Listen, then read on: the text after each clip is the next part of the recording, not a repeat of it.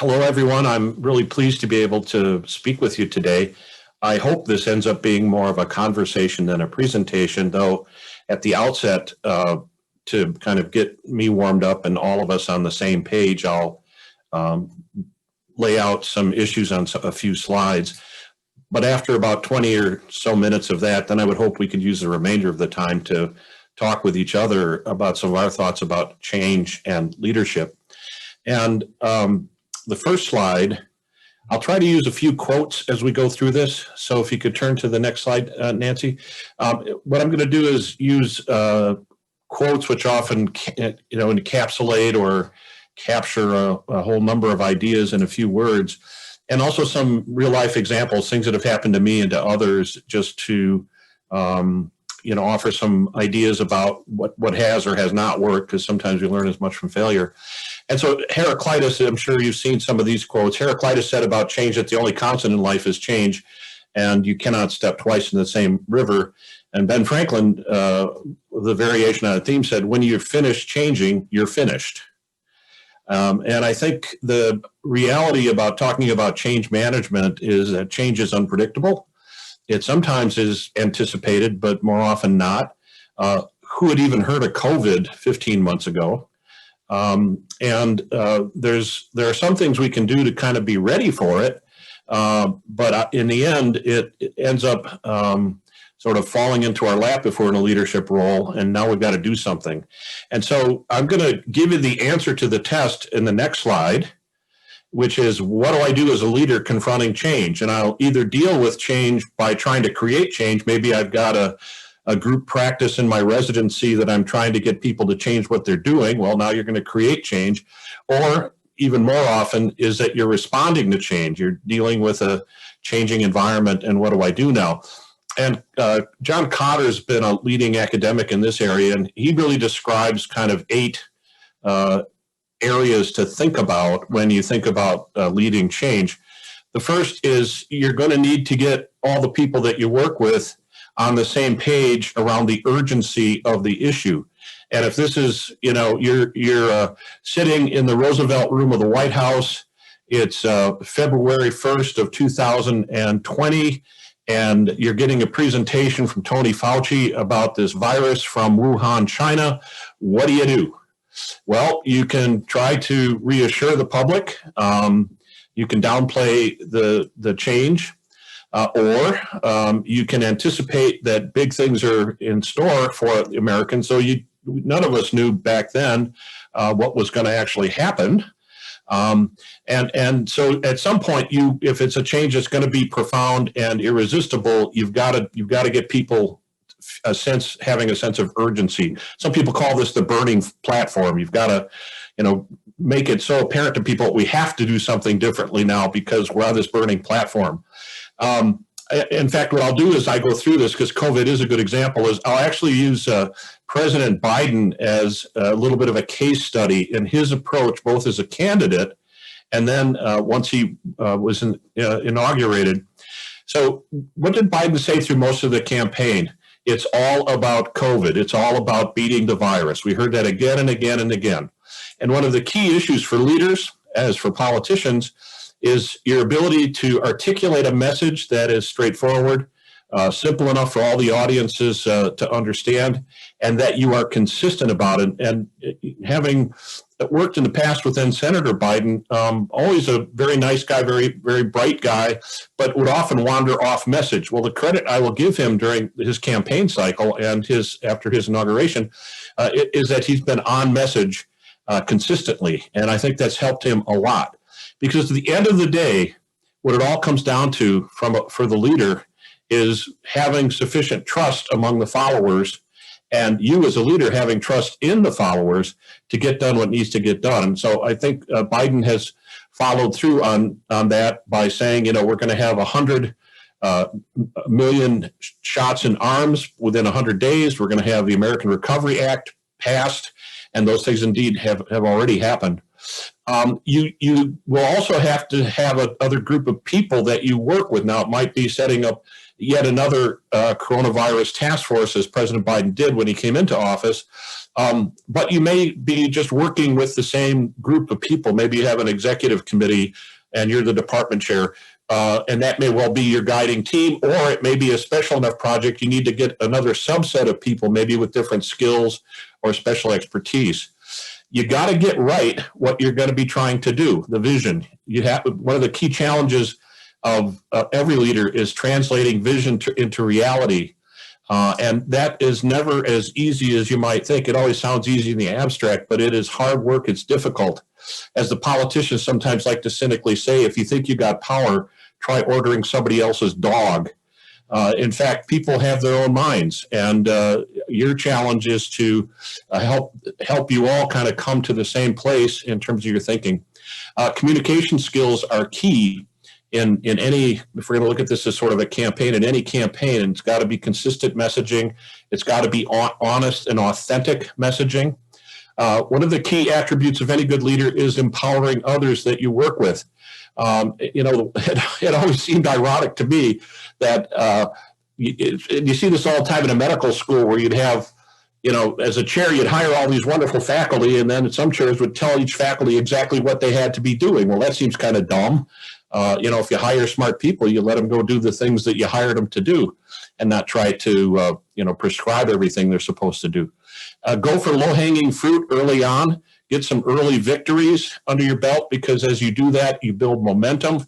And I think for the president, some have alleged that his 100 million shots in arms goal was a little bit of a low target, that indeed once it got ramped up.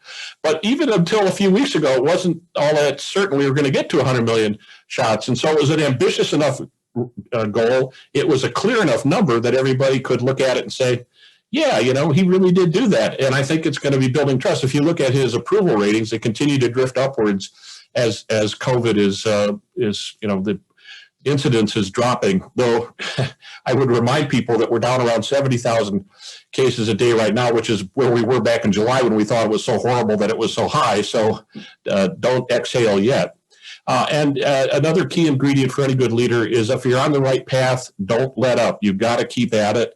It's easy to get discouraged and disheartened among your team, your key leadership team, as well as among the troops.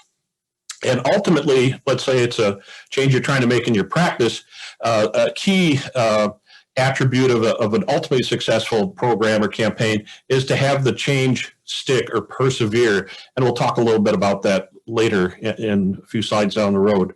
Next slide, please. It's been said that there are really two challenges then in leadership. The first is helping to determine a strategy, and good leaders don't do it all by themselves. They're getting all kinds of input and advice and counsel, but the strategy is, what should we do? And then is the next step is exerting your influence, how to get other people to do it, whatever the thing is that we need to do. Next slide, please. And if you think about some of the leadership theories that are out there and how people kind of envision leadership, there are at least 4 and probably even more distinct types or typologies of leadership. One would be the status leader, and that's what we traditionally think of. Those are people that hold an office. They're the dean, the department chair, the president. You have, and that, good examples would be people that are your bosses right now. Those are status leaders.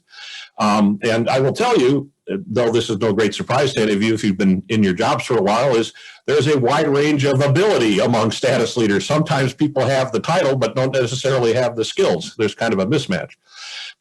Then you have charismatic leaders, excuse me, and that might be somebody like Martin Luther King or Mahatma Gandhi or people like that have this inspiring vision that we're drawn to.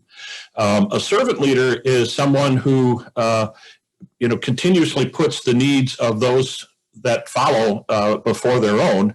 And I like that idea of a servant leader in terms of your responsibility ultimately is to help improve the lot, the lives of the people that follow you, so that you don't get too kind of self-centered about it. But by the same token, that's probably not enough, or it may actually lead them to depend on you. And so what's felt to be the more profound kind of leader is the transformational leader, the person who at the end of whatever campaign you're working on says, as Lao Tzu, the Chinese philosopher, said, it's the good leader is the one whose followers say, we did it, rather than, he or she did it as the leader. Next slide, please. And then the way that you work as a leader with these different typologies can also be important. And so you'll have autocratic leaders. I'm going to just tell you what we're going to do. Have consultative leaders. I will take advice, but in the end, I decide. And then you have sort of group consensus. Now, what has become fashionable in the last few years, maybe the last 20 years when you look at leadership theory, is the group decision process. But it's an ancient one. It's people sitting around fires in circles, debating what our tribe should do. But I would also submit to you that these different decision-making styles are each of them appropriate in the right circumstance. So, for example, if you're on a battlefield and your commanding officer says, we're going to go this way because that way we won't get shot and killed, you don't want to say, well, let's all just sit down around the fire and talk about that for a while. No, you better, get up and follow the leader. A consultative approach often works best where you're dealing with complex issues and it's very hard to get group consensus. And in fact, sometimes with groups, you have inappropriate decisions if you look at it back from a historical perspective later. I mean, for example, Abraham Lincoln used more of a consultative model in getting us to, the Emancipation Proclamation. If he'd have done what the majority of American voters would have wanted, we'd have never had that document signed. So he received input and listened carefully and had a very nuanced message if you've ever read any of his biographies. But in the end, he was the one that decided that this was the right thing that we had to do. We had to find a way to end at least legal formalized slavery. But in general, for most things, especially in an academic setting, I think most of us tend to and should use a group decision model because you'll have greater buy-in. And not only that, but you'll also have more points of views or range of opinions considered because none of us is smart enough to have all the answers for everybody. And so getting as much discussion from everyone as you can be most helpful. Next slide. And so people like Warren Bennis, who's at UCS, University of Southern California for a number of years, and one of the real luminaries in leadership research, he talks about transformational leaders really using 4 skills. The first is they're able to command people's attention, get them to sit up and pay attention because of a compelling vision that they've helped to develop. And then they communicate meaning. What does this mean to all the people that are going to be affected by this vision we're aiming toward? And it's really the communication styles that help you, compel people to understand why this is important to them. You deploy trust, and the way you get trust is by using yourself. And his term about using positive self-regard means that you sort of walk the talk. You show people that doing what we want everybody to do as a leader is very important. And the example I use for academic family physicians is that the heart and soul of family doctors and departments of family medicine still is taking care of patients. And to the extent that you drift too far away from that, you're going to miss things because that's a world that's constantly changing. The doubling time for medical knowledge is around 5 years right now. So in 5 years, what you know is half of it's going to be out of date, incomplete, or incorrect. And so you got to stay enough engaged, even as you rise to other levels of responsibility, that you're the defining sort of aim or objective of your organization or your group is you're tuned into it. It's been said that a good CEO of a company should spend at least half the time outside the C-suite, walking on factory floors and even visiting with people outside the company, because you're the one that's kind of like the the scout out there, sniffing the wind and trying to understand what the trends are. And so to be as engaged as you can be in patient care and in teaching as an academic leader gives you credibility with those who follow you. But it also, as importantly, keeps you more current so that the decisions that you do make that will affect those kinds of activities are appropriate, relevant, effective. Next slide, please. So let's say you come in as a new leader, and maybe let's say a department chair, and maybe the dean has said to you, I need you to have the Department of Family Medicine become this or that. So one of the things that I think is really hard for those of us that are aspiring leaders is sometimes because you're offered the job, you take it. And my advice is always think long and hard about that. If it doesn't feel like a good fit for you, don't take the job in the first place because you're going to be unhappy. Or if you're being asked to do things that you don't either think are impossible or not appropriate. I mean, there was one department chair position I was offered, and I was very clear from the beginning that what that particular department needed was 3 funded research positions in this large Department of Family Medicine. And I said, if you can't do that, and they said, well, we'll give you more money for your salary. I said, I don't care about that. That's not what this department needs. From what I've, talking with the faculty, talking with what the area needs in terms of family medicine research, which would raise its stature in the medical school. And long story short is they just didn't have the hard money to do that. And so I didn't take the position. So you have to be willing to walk away at times. But this all ties into the idea of culture. What culture are you part of? Many times when I go into a new situation, I kind of feel like an anthropologist, what are the key issues? How do people work with each other? Who are the influence leaders inside the group? Because there's so much that's below the surface. We work on the surface on things like strategy and developing products, and we use a process and we can measure results, but it's really all the stuff under the surface that can submarine all the good effort that people put into it. And you've heard this saying many times, but it is true that culture eats strategy for lunch. And so if you're not tuned into that, you're never going to be effective. Now, does that mean that the culture that you've entered into is one that needs changing and you should be reluctant to change it? Heck no. But that takes first and foremost trust.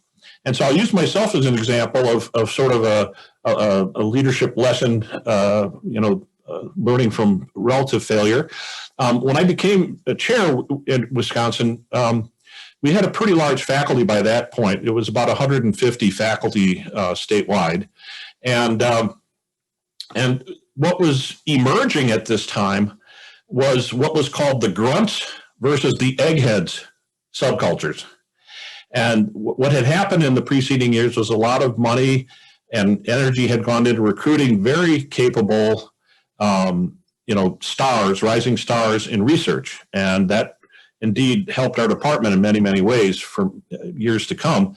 But going through that was somewhat painful because what that meant was you had one group of faculty who were the ones that were in the clinics all the time, taking all the call, up all night, delivering the babies, teaching, doing most of the clinical teaching of residents and students. And they were the grunts as they viewed themselves. And then you had the eggheads, and these were not my terms, they were actually coined by somebody else. You had the eggheads who, from the grunts perspective, always had the latest computer, personal secretarial support, spent a lot of the winter at warm weather conferences. Well, this was sort of a toxic culture to come into. Now, I've been on faculty for a few years before taking that position on, but stepping into that role and sort of looking at it at a different level, I could see that this was not what we wanted to do.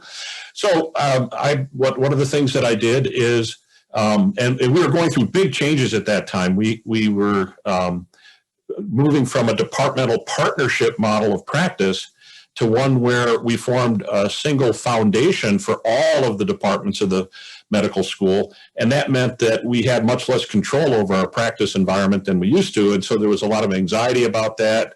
It wasn't just about money and who had the money. It was about how resources were being used and so on and so forth. And so I felt that there was a need. I mean, that's what people said, to give people lots of information. So we would normally have our faculty meetings on the third floor of this building that we were in, which was set up in kind of a lecture hall format. And the chair, for the years that I'd been there, would always be up at the front and sort of sharing kind of all the details of what was happening out there. But people were pretty passive. They were checking their, we didn't have iPhones back then, but they were, checking their watches or whatever. And I could sense it just wasn't working. So I brought in a consultant to lead us through a retreat. And there were a couple of interesting things that came out of the retreat. One was that one of the faculty at the time, a very bright fellow who was quite concerned about the changes that we were going through, would constantly jump up and talk and interrupt throughout our faculty meetings. And it was a source of some concern. I guess I'd gotten, after a few months, kind of used to it. But when we did our weekend retreat at the 10 o'clock in the morning first break, the consultant pulled me inside and she says, "How do you put up with that guy?" And I said, "Well, what do you mean?" "Well, he's always complaining about everything. There's no issue that he's not complaining about." And I said, "Well, that's just him. He's a very good doctor, very good teacher. And on a one-to-one level, but he said, yeah." I said, "That's his style. I guess I've just gotten sort of used to it." So as we talked about it, what she said is, "Here's what I want you to do with your next faculty meeting. Move to your second floor, which is set up in a circular manner. Everybody is line of sight. You can see, everybody's face." And she said, "With the first issue that comes up, don't wait for, people to sort of chime in. You call in that guy first." And I did that at the next meeting, and there was a collective gasp in the room. It's like, "Oh my God, has Roberts lost his mind? What's he doing?" But it turned out that what it really was, and I hadn't been, perceptive enough to realize this, is he had just this very strong need to make sure that he was being heard. And once he'd had a chance to be heard, he was okay with it. And the rest of the meetings from then on went just fine. So sometimes it's helpful to have, especially as you come into a relatively new position or a new place, to have sort of outside eyes give you some guidance as to what they're seeing, because you may not be seeing it as well as you should. Next slide, please. One of the other key attributes of a good leader is leading good meetings. Now, you can be Jeff Bezos and say that nobody reads anything at the meeting, so you read it in advance, and the meetings are always very brief with Amazon, and you're in and out. And I think there is some value. There's some lessons to be learned from the Amazon way of doing meetings, which is little time spent and not very many of them. But there's some basics that are little tricks that I've developed along the way. The first is be religious about starting on time, because once you get sloppy on that, everything else gets sloppy. And like they say in politics, you plan the work and you work the plan. So give your agenda a fair bit of thought. It's like a good patient visit. If you're in the generation I trained in, you just picked a chart up out of the rack and you walk right in the room with little thought given. You can't do that anymore. There's too many issues to deal with. So sit down and with your leadership team, work through the agenda, invite others to offer up ideas, and then work the agenda and do it in a clear, transparent way. Because, for people, it feels like an airplane flight, and I'm not sure that I trust the captain or the flight engineer, and so they want to have sort of a roadmap. And my advice to you, especially if it's more of a consensus group decision style that you want to use, which for most faculty things will be the case, make it all line of sight so you can see everybody and they can all see you. Because if they're looking at the backs of people's heads, it's too easy for them to sort of hide from view and indulge themselves, disconnecting from the discussion.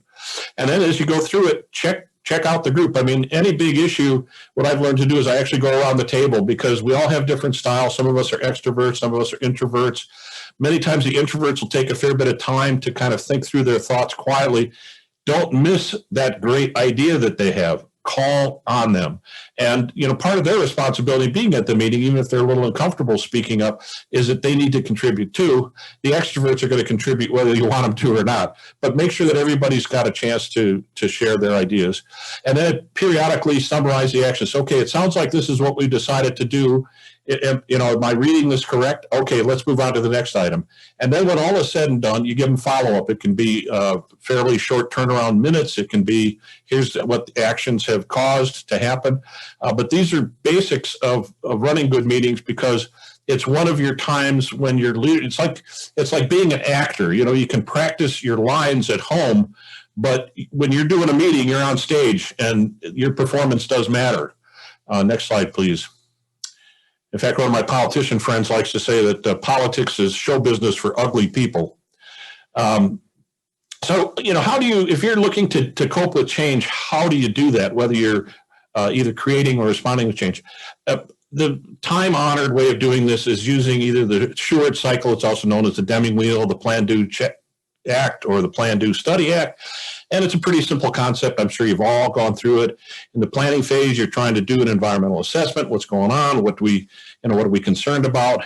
The next step is to sort of develop it, many times a pilot strategy. We'll try this first in a small way. Let's say it's a clinical change that you want to do. And then we're going to study or evaluate the impact of that.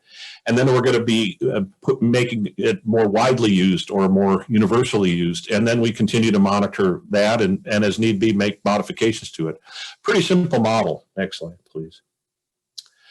And so one of the things that I was tasked to do, another leadership lesson for me, was one of the charges I was given back about 25 years ago was across the United States, evidence-based medicine was sort of galloping across the landscape.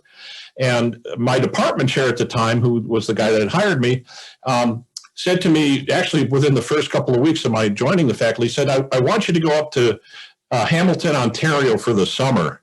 And I said, why? And where the hell is Hamilton, Ontario? And it was because Dave Sackett and Brian Haynes had actually started doing what they called the critical appraisal workshops, which really was the beginning of evidence-based medicine. And so, Sackett eventually ended up at Oxford, and it was a wonderful summer. It was something I hadn't even known about or thought about, but my chair, who had a great sense of people, Gene had this incredible ability to sort of look ahead and decide, this is an area that you might enjoy and do well at and have impact. And once I got into it as a lawyer, it makes sense, because actually the lawyer's daily bread is evidence. And if doctors think they understand evidence, you're wrong. Doctors really don't understand evidence very well. In fact, if you look at the evidence that we rely on in patient care, as people like John Ioannidis at Stanford will tell you, who's probably one of the leading lights around evidence quality, is that most evidence sucks that we have. It's still very much an art. And so this was a great fit for me. Well, that led me in all kinds of directions I never anticipated. One was heading up a task force for the American Academy. And the reason that the Academy pulled together a task force was that all the other specialty groups were beginning to crank out guidelines like crazy at that time, because for them, it had an extra kind of panache or, ring of credibility to it. And if you actually looked at their guidelines, most of the time what the guidelines basically said is, if you have, our kind of ologist problem, then you should send it to one of our ologists. And so if it was, a kidney thing, they should be all going to kidney doctors and so on and so forth. They were thinly veiled self-referral devices. And it was being done in ways that were pushing family doctors to do things they didn't think were appropriate to their patients. And so how are we going to kind of deal with this? And it was really reaching sort of crisis proportion in terms of impending federal legislation and regulation. So what we did was, you couldn't just do this by standing up and, sort of thumping on your chest and saying, we don't like it, make it go away. What we did instead was we put on a series of about 7 or 8 workshops, each with about 30 to 50 people, who ended up all eventually becoming the leaders of family medicine. These were the rising stars, many of them in terms of research and scholarship interests and leadership interests. So I got to know these people very well. They'd have a couple months of a lot of intensive writing and case work that they had to do, and then we'd come together for a weekend and actually have to put this into a model guidelines or policy that we would then, sort of send out to the world and do battle with the ologists on that one. And then there was follow-up on it. So I got to know these people well, which created an amazing sort of group of connections for me. But that weekend was a key weekend. So I only had a weekend to really make all this crystallize and create this cohesive group that was going to, our small little, I don't know what you want to call a SWAT team or, SEALs team or whatever to kind of, do battle. I don't like the military metaphor, but I can't think of something off the top of my head. And so what we did is the meeting was in Orlando. And I gave this a lot of thought going into the meeting because it was a high stakes meeting. People are busy. They only had so much time. All we had was this weekend to make all of this crystallize and come together and bang out a lot of challenging policies that we had to come to agreement on to help guide the academy. So what I did is I gave a fair bit of thought to trying to balance out giving a sufficient amount of time to what I would call more the soft stuff, interpersonal relationship building things, and developing a sense of team and things like that. And so what we would do is we did the business stuff usually in the morning on Saturday and Sunday. And then in the afternoon, we had people go to Orlando because we're in Orlando, go to Walt Disney World with their kids. And so here you'd be in the morning, ferociously debating with other people sitting around the table with your tie and jacket on. And then in the afternoon, you'd be there in T-shirts and shorts and flip-flops, waiting in line for Space Mountain. And it really created a dynamic in the group that was much better than I'd even hoped, because it even as you were maybe disagreeing with somebody, you still thought of them yesterday afternoon, doing whatever they did with, sitting on the cotton candy or whatever they did. So my advice to you as you think about these kinds of initiatives is to remember what I call Robert's rules. And it's I shouldn't take credit for it because the bulk of it comes from Fisher and Urey, who were two people at Harvard that created the Harvard Negotiation Project that helped Jimmy Carter get Menachem Begin and Anwar Sadat to agree on a Mideast peace accord. But the rules go like this. The first one is the one that I contributed. It's called Don't Hit. And that comes from everything I needed to know I learned in kindergarten. But you don't want to hit, obviously, physically, but you also don't want to hit verbally. And sometimes it's tempting in the heat of the moment to get personal in your rhetoric. I mean, good Lord, we've certainly seen that between social media and political campaigns. And at some level, especially in the political campaign world, that's okay. I mean, we have this idea that, that it's a rough and tumble world out there, so you have to show that you can sort of stand up for yourself in that rough and tumble world if you want to be our leader. And so I don't quarrel with it there, but in most of the settings that you and I work in, that's not such a pressing issue. I mean, it can be, but it's about respect and treating people well. And part of that treating people well is to separate the person from the problem.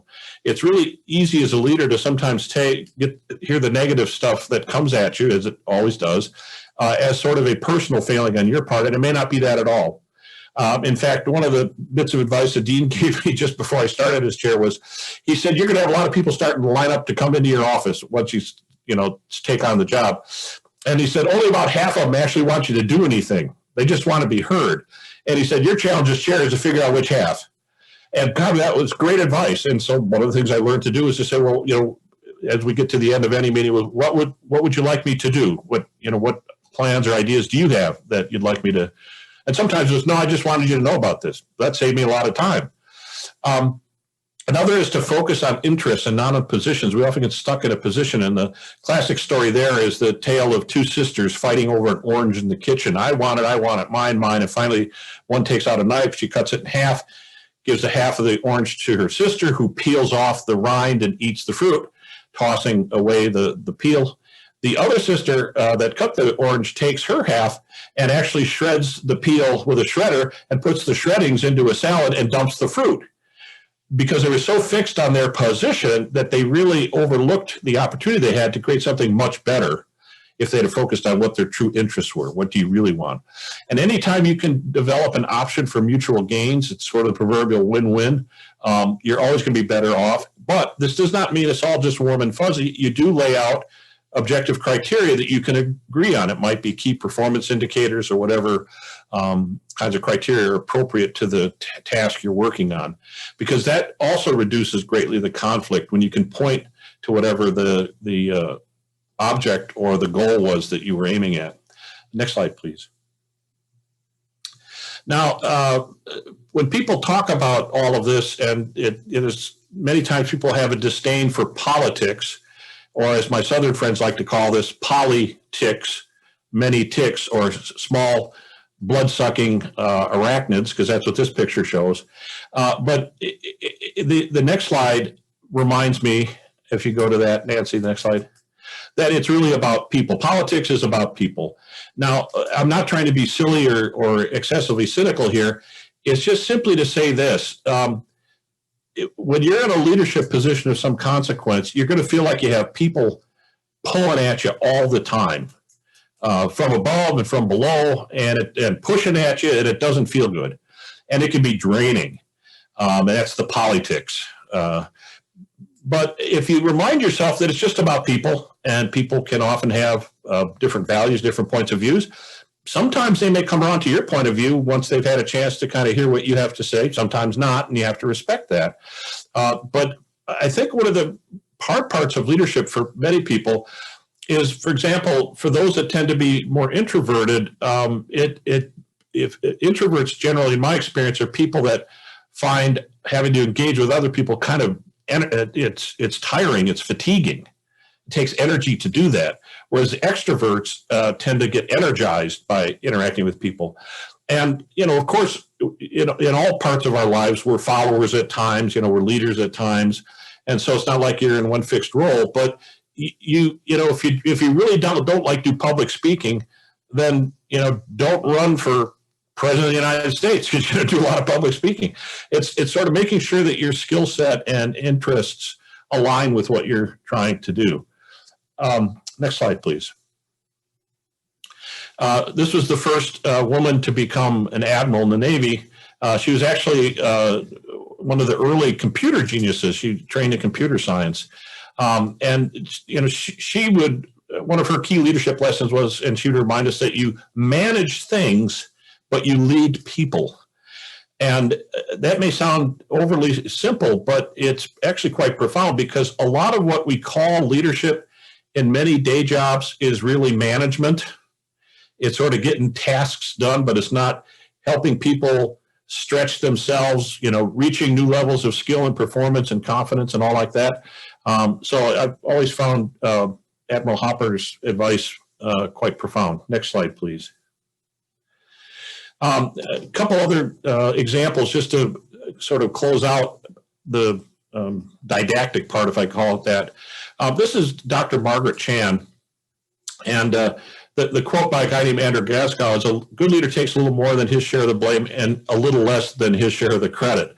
That's just the reality of the job. And the reason I like using Dr. Chan when I talk about this is she had been the health department officer for Hong Kong during much of the 90s and early 2000s. And she was severely criticized when H5N1 hit Hong Kong, and which was based on the chicken population, because her answer was light chicken every day. That was what she was quoted as saying, and and it didn't come across as a very empathic response or very tuned in response. And similarly, she stumbled again in 2003 when the first SARS virus killed almost 300 people in Hong Kong in a short period of time. Though, in effect, when they did, subsequent evaluation of all of that, those lives probably could not have been saved, even if she had done other, things than she actually ended up doing. They were probably going to have a similar death count at the end of it all. But, and this is why I share this example, 4 or 5 years later, she becomes the Director General of the World Health Organization, which she served 2 5-year terms. That's the maximum we can serve. And the other part of the Margaret Chan story, again, kind of a leadership lesson, was WACA, the World Organization of Family Doctors, has been trying for 30 years, since we were founded back in 1972, to sit down with the Director General of the World Health Organization. If you want to be influential on the world stage, WHO's one of the key players, right? So finally, basically through a family friend of hers who happened to be on our executive for WACA, we were able to get a meeting with her. And so we're on the 7th floor. She comes in about 15 minutes late. And by the way, when you meet with very high level people, that's what happens. Just get used to it. And they usually come in with a whole, army or parade of people. And on our side, we're sitting the 3 or 4 WACA people. And on their side of the table were something like 20 people, because we were a new player for WHO. So all the bureaucrats at all the levels wanted to be at the table so they didn't miss out on, what the DG was going to talk about. And Margaret was sitting at the head of the table. And she opens up the meeting and basically spends 20 minutes lambasting us. I don't know why I'm meeting with you doctors. All you care about is money. I'm responsible for taking care of 1 billion of the world's poorest people with no access to formal health care. On and on and on and on. And immediately to my right next to Dr. Chan, is sitting our president at that time. I was president-elect. Our president, who was this very refined, genteel professor from the Netherlands. And I'm kind of looking at Dr. Chan through him, and I can see the sweat starting to run down his neck and soak his shirt as he's, listening to her tirade. And so when it came his turn to talk, thank you, Dr. Chan. We very much appreciate your taking a meeting with us. It's been almost 30 years trying to get here. And then he turns to me and he says, and I'd like Dr. Roberts to respond to your comments. Well, he'd never told me he was going to do that. So I paused for a second before saying anything. It's always a good thing to do. And I looked her straight in the face and I said, Dr. Chan, I listened very carefully to what you said these last minutes. And I have to tell you that you're absolutely wrong. And the other side of the table gasped, because they weren't used to having their boss told that. But I said, let me tell you why. If you don't know us as family doctors, if you don't know that our mission is to make sure that every person on the face of the planet has access to high quality primary care, then you don't know us. And so I proceeded to explain sort of who we were. And what we went from that, why am I bothering to meet you guys? 5 years later at our World Conference in Prague, Czech Republic, where she was the keynote speaker, which she never did. And the title of her talk is Why Family Doctors Are the Heroes of Healthcare. And Chris, the president that turned to me, on the spot, later said to me, how did you have the guts to do that? The courage to do that. I said, well, you know what? I was actually watching her, and I could almost see like a twinkle in her eye. And I had this sense that she was testing us. And, what were we made of? Were we going to just kind of roll over, and was this going to be a typical bland kind of bureaucratic mush? And that was why I said what I said. It was all true. I mean, we believed it and all like that. But it taught me an important lesson about not being afraid to sort of do what you need to do, even though it may feel a little bit awkward, because it felt a little awkward for me in doing it. But it just, sometimes you just got to go with your gut. Next slide, please. This is Issa Davis. She's a family doctor at the University of Pittsburgh, one of my heroes. And Issa taught me that you earn your leadership every day, as Michael Jordan said. In other words, it's about walking the talk on a consistent basis. And so my story with Issa was that on September 10th, 2001, I had a series of meetings in Capitol Hill in Washington, D.C., and then I overnighted at a hotel near the Beltway because early the next morning, September 11th, I was to go to Johns Hopkins to meet with the Robert Wood Johnson Primary Care Fellows group and do a talk with them. And then I was going to meet with the Johns Hopkins president and talk about family medicine, what role family medicine, if any, at Hopkins. Well, Issa was going to be my host, my guide, and she drove me around. So she picks me up and hands me her business card. And it says Issa Davis, MD, MPH, Department of Family Medicine, Johns Hopkins University. There is no Department of Family Medicine at Johns Hopkins University. Issa was the department. And I thought, just when I saw the guy, I like this person, I mean, she was making a bold statement of who she was. So halfway through my talk, people come running in saying, have you seen what's going on television up in New York City? Planes have flown into the Twin Towers. And for those of you that might have been in the Washington, D.C., Baltimore area at the time, it was chaos. All the interstate highways were closed. That's what they do. They're used for military purposes at that point.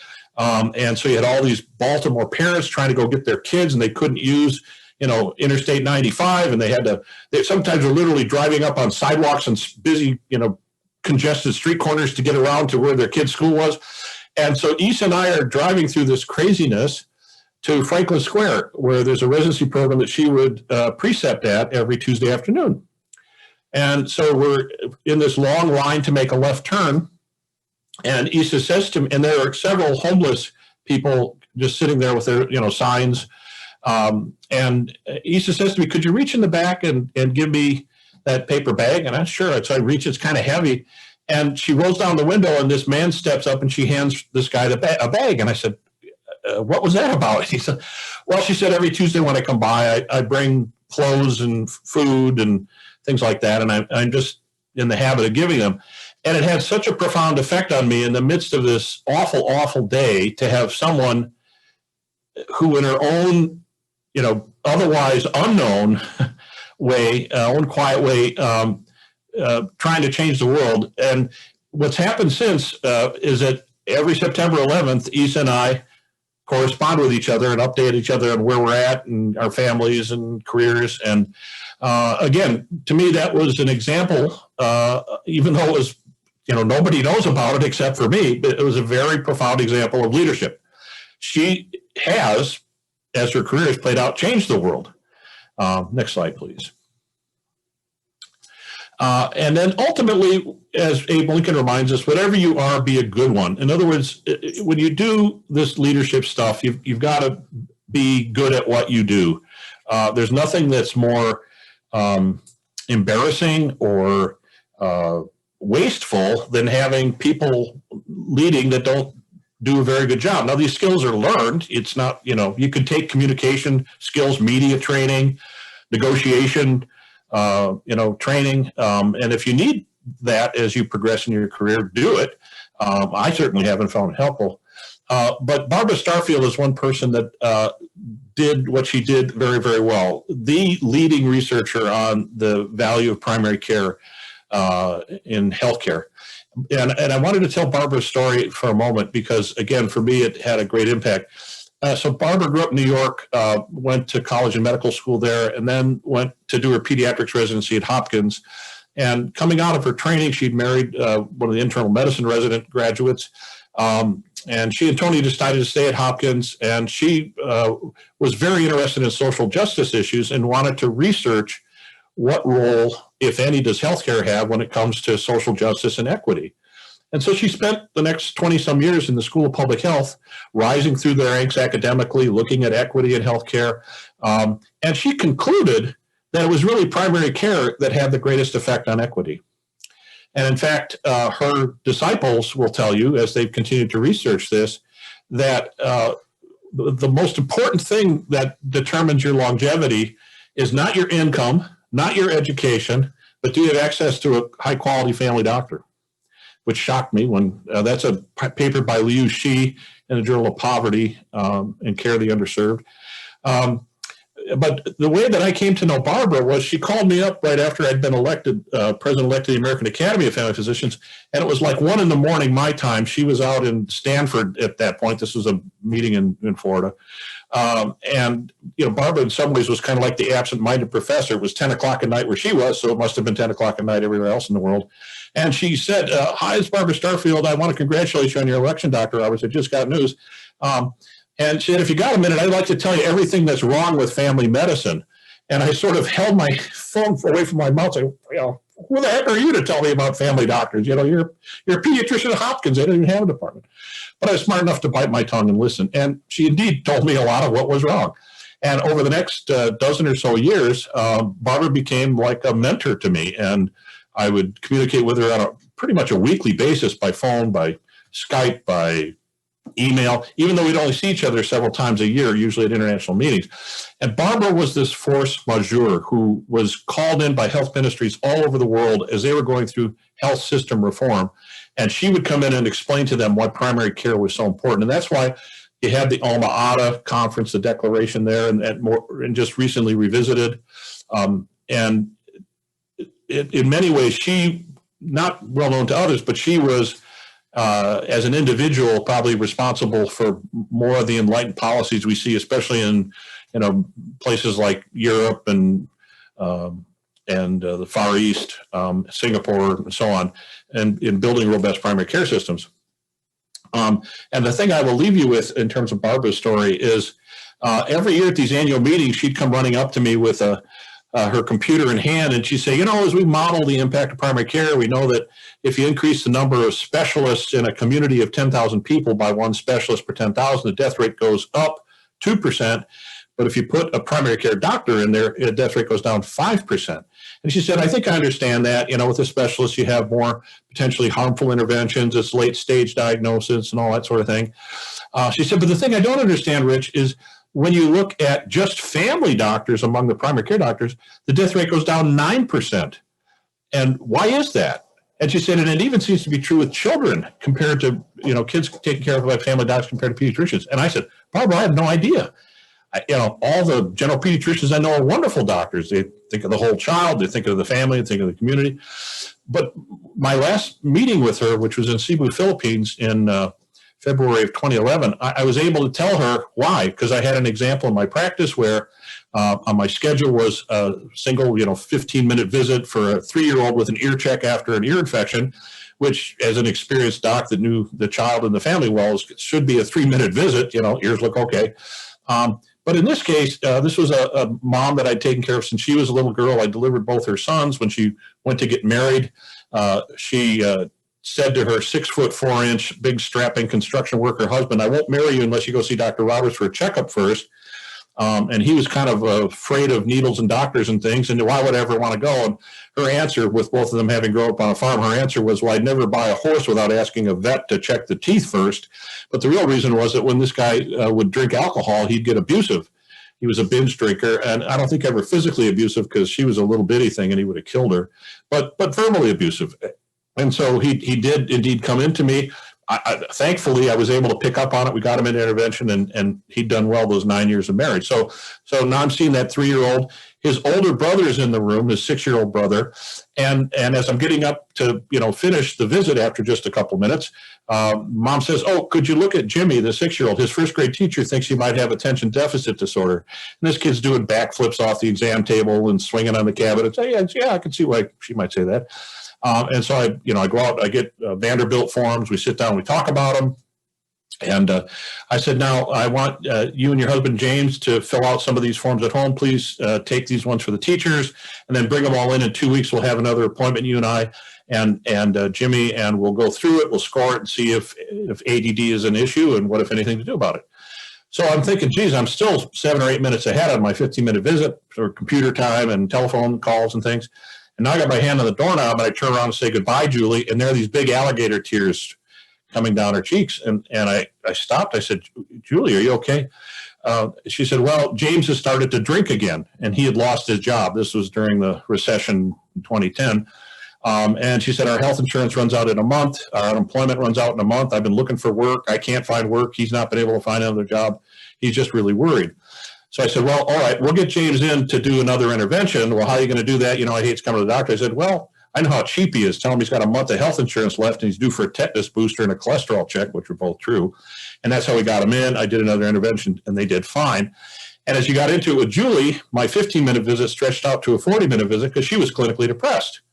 And so, started her on an SSRI. She didn't want to do counseling. And so Julie, in 2 weeks, when you bring Jimmy back for the ADD follow-up, you and I will talk about how your depression's going. And I said, that's when, but later to Barbara, 3 months later in the Philippines, I said to Barbara, that's when the light bulb went on. The health of those 2 young boys had way more to do with father's alcoholism and mother's depression than it did ADD or otitis media. And that's the thing that makes what family doctors do so valuable. It's this ability to not only think of the whole person, but to actually look across the horizon at the wider ecology of it all, and to intervene on the spot because of comprehensive training. Next slide, please. We're coming to the home stretch here in the more formal comments. I think if I have any criticisms of us as family doctors is that we tend to be, and this is true for most physicians generally, is we tend to be risk averse. We don't like making waves. We go along to get along. And that's not always good. When I'm in a position to interview a CEO of a company, if I'm on a board or a department chair or a medical school dean, as I've done a number of times, one of the questions I'll ask a candidate is, what do you care enough about that you're willing to lose your job over? Because if you don't have an answer for me, then I'm not sure I want you in that position. I mean, the hard reality for being a department chair is you serve at the pleasure of the dean. And if you and the dean are wanting to go in different directions, you either got to get that resolved or that's not the right job for you, or you're not the right person for that job.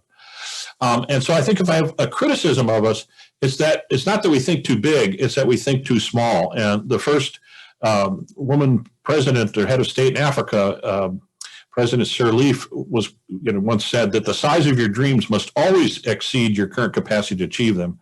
If your dreams do not scare you, they're not big enough. And that's one of my pleas to you as rising leaders is dream big. And the final slide, if you go to that, is and don't worry about it when you stay true to your values and follow your heart, because you're going to be criticized anyway, as Eleanor Roosevelt said.